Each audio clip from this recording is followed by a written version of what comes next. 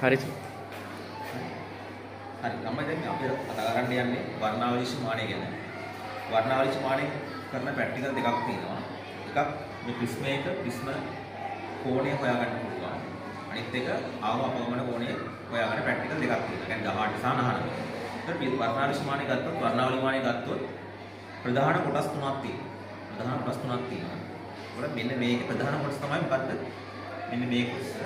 මේකට කියනවා අපිට දුරේක්ෂය කියලා කියනවා. නැත්නම් ටෙලස්කෝප් එක කියලා කියනවා අපි.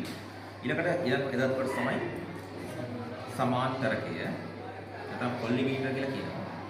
ඊළඟ කොටස තමයි මේකේ තියෙන ප්‍රිස්ම ටේබල් එක නැත්නම් ප්‍රිස්ම මේස් එක. එතකොට මේවා භාවිතා කරද්දී අපි නිකම්ම පාවිච්චි කරන්නේ නැහැ. එතකොට අපි මේවා භාවිතා කරනකොට අපි මේවා අදාළ සීරු මාරු කරන්න ඕනේ. සීරු මාරු කරොත් තමයි අපිට මේ ප්‍රැක්ටිකල් එක නිවැරදිව විධිමත්ව කරගන්න පුළුවන් වෙන්නේ. ඉතින් අපි ඉස්සෙල්ලාම සීරු මාරු කරද්දී මේ දුරේක්ෂය තමයි සීරු මාරු කරන්න යන්නේ.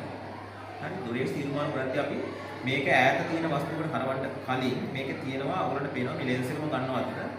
මෙන්න මේකේ තියෙනවා අත දික්සිතුරක් තියෙනවා හරස්කම්.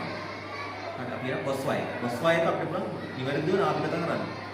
හරි නිවැරදිව නාභිගත කරොත් තමයි අපිට ඉස්සෙල්ලාම මේක සීරු මාරු විදිහට කරගන්න පුළුවන්. අපි ඇහැ තියලා මේක එහාට මෙහාට කරකවන. ගෙනගිහිල්ලා අපිට පුළුවන් දික්ස් මේ හරස්කම් පැහැදිලිව පේන්නේ නාභිගත කරගන්න.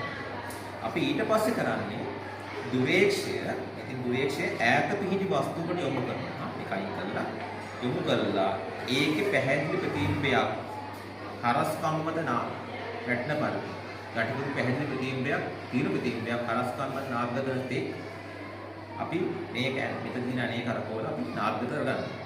ඒක තමයි දෙවෙනි අවස්ථාව. ඒක උපරිතත් සීරු මාරුලා තියෙනවා. ආවෙන්ට සීරු මාරුලා තියෙනවා. දෙකම පැහැදිලි. ඊට පස්සේ අපි කරන්නේ මොකද්ද? මේකට අපි කියනවා සෝඩියම් ලැම්ප් එක කියලා. මේක සෝඩියම් නැත්නම් කැඩ්මියම් ආලෝකය තමයි තබා දෙන්නේ. අපිට පුළුවන් මේකේ ප්‍රධාන කොටස් දෙකක් තියෙනවා. දුරේක්ෂය, කොල්ලිමීටරයේ. මොකක්ද ඒකට කියනවා මේ දික්සිතුර තියෙනවා. අනිත් එක තියෙනවා මේ කාචය. අපි දික්සිතුර ප්‍රතිවේදනය කරනවා කහාලෝකේ පාවිච්චි කරලා. ඒකට හේතුව තමයි මේ කහාලෝකයේ වර්ණ හතරකට බෙදෙන්නේ ප්‍රතිරණයට ලක් වෙන්නේ. ඒකට ඒන ආලෝකයේ මේ දුරේක්ෂ සමාන්තරය ලබාගෙන දුරේක්ෂය ලබා දෙන්න අපිට අවශ්‍යයි.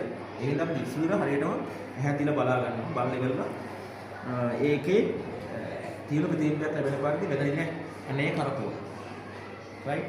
ඊට පස්සේ අපි කරන්නේ ඊළඟ අවස්ථාව තමයි මේ දුරේක්ෂය ගේනවා කොහොමද? සමාන්තර විතර ගේනවා නේ.